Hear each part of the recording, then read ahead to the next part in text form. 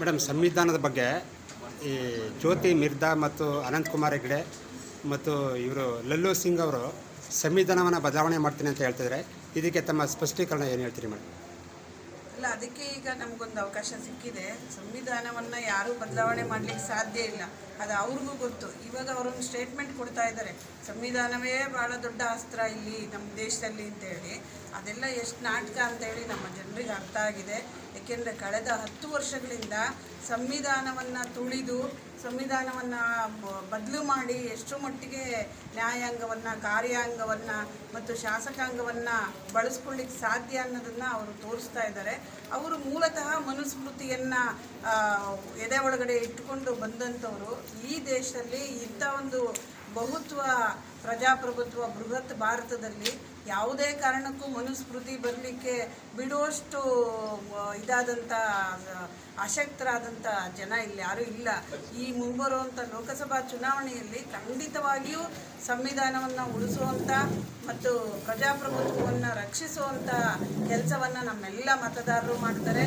ಅವರ ಯಾವುದೇ ಹುನ್ನಾರಗಳು ಕೂಡ ಇಲ್ಲಿ ನಡೀಲಿಕ್ಕೆ ಸಾಧ್ಯ ಇಲ್ಲ. ಇದೇನಿದ್ರೂ ಕೂಡ ಅವರು ಬೊಬ್ಬೆ ಹೊಡಿಬೋದು ಅಷ್ಟೇ. ಸಂವಿಧಾನವನ್ನು ಬದಲು ಮಾಡಲಿಕ್ಕೆ ಯಾರಿಂದನೂ ಸಾಧ್ಯ ಇಲ್ಲ, ಅವರಿಂದನೂ ಸಾಧ್ಯ ಇಲ್ಲ. ಅದು ಮೇಡಮ್, ಇನ್ನೊಂದು 2,000 ರೂಪಾಯಿ ಮಹಿಳೆಯರಿಗೆ ಕೊಟ್ಟರೆ ಅದು ಮಹಿಳೆಯರು ಆದಿ ತಪ್ತಾರೆ ಅಂತ ಕೆಲವರು ಕೋಮುವಾದಿ ಪಕ್ಷಗಳು ಹೇಳ್ತಿದ್ರು. ಇದಕ್ಕೆ ಸ್ಪಷ್ಟೀಕರಣ ಏನು ಮಾಡಿ? ಮೂಲತಃ ಅವರೇ ಆದಿ ತಪ್ಪಿದವರು. ಅವರಿಗೆ ಮಹಿಳೆಯರ ಬಗ್ಗೆ ಮಾತಾಡಲಿಕ್ಕೆ ಅವ್ರಿಗೆ ನೈತಿಕತೆನೇ ಇಲ್ಲ. ಆದರೂ ಕೂಡ ಅವರು ಮಹಿಳೆಯರ ಬಗ್ಗೆ ಮಾತಾಡ್ತಾರೆ. ಮತ್ತು ಅವರು ಸಂಬಂಧವನ್ನು ಬೆಳೆಸಿರುವಂಥದ್ದೇ ಭಾಳ ಅನೈತಿಕವಾದಂಥದ್ದು. ಈ ರಾಜ್ಯದ ಜನತೆಗೆ ಮಾಡಿದಂಥ ದ್ರೋಹ ಅದು ಅಂತ ಹೇಳಿ ನಾನು ಹೇಳ್ತೀನಿ. ಅದರಿಂದ 2,000 ರೂಪಾಯಿ ಕೊಡೋದ್ರಿಂದ ಮಹಿಳೆಯರು, ತಾಯಂದಿರು ಎಲ್ಲ ಆದಿ ತಪ್ತಾರೆ ಅಂತಂದರೆ ಅವರಿಗೆ ಅದರ ತಳಸ್ಪರ್ಶಿಯಾದಂಥ ಒಂದು ಮಹಿಳಾ ಸಮುದಾಯದ ಬಗ್ಗೆ ಗೌರವ ಇಲ್ಲದಲೇ ಇರುವಂಥದ್ದು.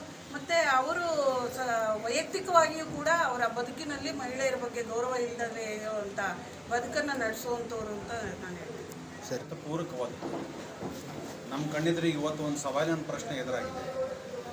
ನಮಗೆ ಈ ದೇಶದ ಸಂವಿಧಾನ ಉಳಿಬೇಕೋ ಅಥವಾ ಅವರು ತೆರೆದುಕೊಂಡಿರುವಂಥ ಮನುಸಂಹಿತೆಯನ್ನು ಜಾರಿಗೊಳಿಸಬೇಕನ್ನುವಂಥದ್ದು. ಬಹುತ್ವ ಭಾರತದ ಮೌಲ್ಯಗಳನ್ನು ಇಲ್ಲವಾಗಿಸ್ತಾ ಕೋಮುವಾದಿ ದ್ವೇಷವನ್ನು ಬಿತ್ತಾ ಧರ್ಮಾಂಧ ರಾಜಕಾರಣವನ್ನು ಮಾಡ್ತಾ ಸಂವಿಧಾನವನ್ನು ಬದಲಾಯಿಸಕ್ಕೆ ನಾವು ಬಂದಿದ್ದೇವೆ ಅಂತ ಹೇಳಿಕೊಂಡು ಇವತ್ತು ಈ ದೇಶದ ಮೂಲ ಆಶಯವನ್ನೇ ಧಿಕ್ಕರಿಸುವ ಕಡೆ ಇವತ್ತು ಹೊರಟಿದ್ದೇವೆ.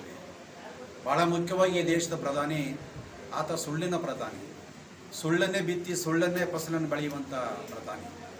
ಅವರು ಇದೇ ಕರ್ನಾಟಕ ಬಂದಾಗ ಒಂದೇ ಒಂದು ನಾನು ಮಾಡಿದ ಈ ಸಾಧನೆ ಅಂತ ಹೇಳ್ಕೊಂಡು ಒಂದನ್ನೇ ಹೇಳದೆ ಇಲ್ಲ ಆಗಿರುವ ಸಣ್ಣ ಸಾಮಾಜಿಕ ಘಟನೆಗಳನ್ನೇ ಆತ ಮುನ್ನೆಲೆ ಮಾಡುವಂಥ ಕೆಲಸವನ್ನು ನಾವು ನೋಡ್ತಿದ್ದೇವೆ. ಈ ಕಾರಣಕ್ಕೋಸ್ಕರ ಈ ಚುನಾವಣೆ ಏನಿದೆಯಲ್ಲ ಇದು ಸಂವಿಧಾನದ ಉಳಿವಿನ ಚುನಾವಣೆ. ಇದು ನಾವು ಈ ಚುನಾವಣೆಯಲ್ಲಿ ತಪ್ಪು ಮಾಡಿದರೆ ಮುಂದಿನ ಕಾಲಘಟ್ಟಕ್ಕೆ ಧರ್ಮಾಂಧವಾದಂಥ ಒಂದು ಮತ್ತು ಹಿಂದೂ ಮೂಲಭೂತವಾದಿಯಾದಂಥ ಒಂದು ಕೋಮುವಾದಿಯಾದಂಥ ಒಂದು ಮನುಸಮಿತಿಯ ಭಾರತವನ್ನು ನಾವು ನೋಡಬೇಕಾದಂಥ ಕಾಲಘಟ್ಟ ಇರೋದರಿಂದ ನಾವೆಲ್ಲರೂ ಕೂಡ ಜವಾಬ್ದಾರಿ ಇರಿತು ಅಂಬೇಡ್ಕರ್ ಕೊಟ್ಟಿರುವಂಥ ಮತದಾನ ಹಕ್ಕನ್ನು ಯಾರಿಗಾಗಿ ಯಾತಕ್ಕಾಗಿ ನಾವು ಮತದಾನ ಮಾಡಬೇಕಂತ ಜವಾಬ್ದಾರಿ ಇರಿತು ಜನರೆಲ್ಲರೂ ಕೂಡ ಈ ಬಾರಿ ಕಾಂಗ್ರೆಸ್ ಪಕ್ಷಕ್ಕೆ ವೋಟ್ ಮಾಡೋದ್ರ ಮುಖೇನ ಸಂವಿಧಾನ ಉಳಿಸ್ಬೇಕಾಗಿ ತಮ್ಮೆಲ್ಲರೂ ಕೂಡ